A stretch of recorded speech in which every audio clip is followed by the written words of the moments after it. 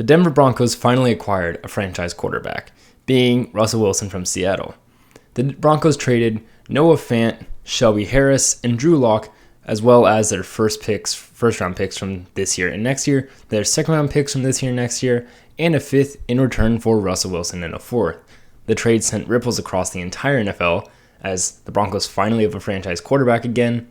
And let's look at some data and some film to see what the Broncos offense might look like now that they have a franchise quarterback with all those weapons and not giving up any offensive weapons in that trade, minus Noah Fant, but they do have some depth behind him. Let's get into it.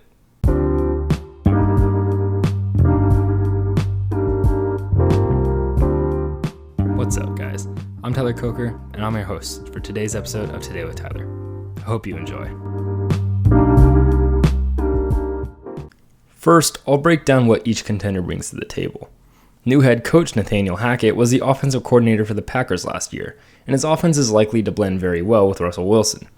Hackett's Packers called a passing play 58.61% of the time, which is only 17th in the entire NFL, but is more than both Denver last year and Seattle last year with Russell Wilson.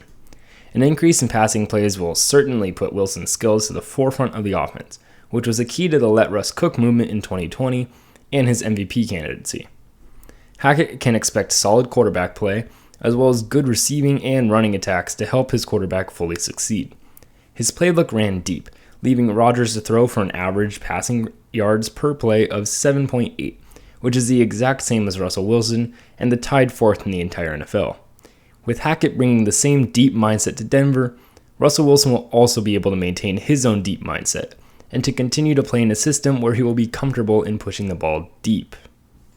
Now I'll break down what Russell Wilson brings to the table. Obviously, Wilson is a tremendous quarterback who can throw deep, create plays when the script breaks down, and scramble too. Here's a play against the Cardinals of Week 18, which is the kind of playbook that truly lets Russell Wilson excel and use his talents.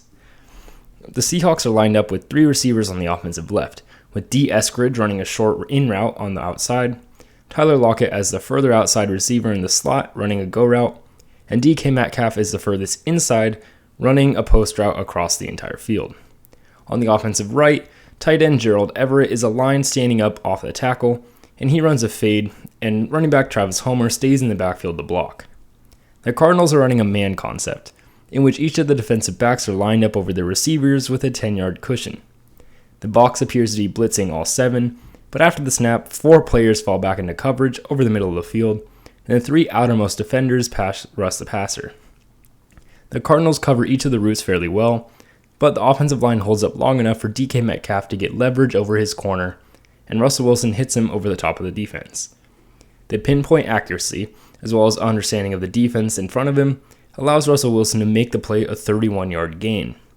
The willingness to go deep and utilize his receivers' strengths is dangerous, and each of the three Broncos receivers are unique in their own skill sets, and will offer individual methods to tear apart the defense for Russell Wilson.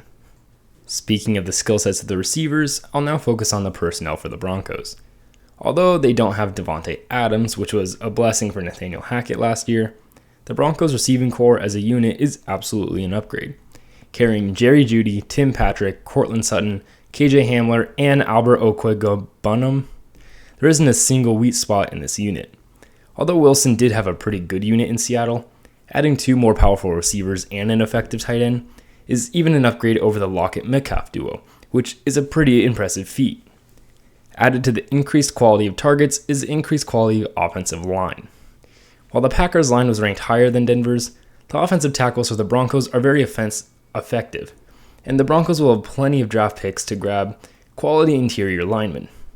The line is still an upgrade for Wilson, however, so he'll be getting extra time to develop plays than what he'd grown accustomed to in Seattle, which will benefit him greatly. Then, of course, there's the run game. The Broncos' running game is extremely strong, and Javonte Williams is a stud coming into the NFL.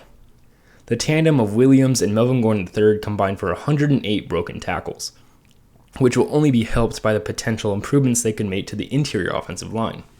By increasing run support, improving his receiving core, and protecting the pocket longer, Russell Wilson is set up for immediate success in Denver, and the combo of Nathan Hackett and Russell Wilson will blend almost immediately.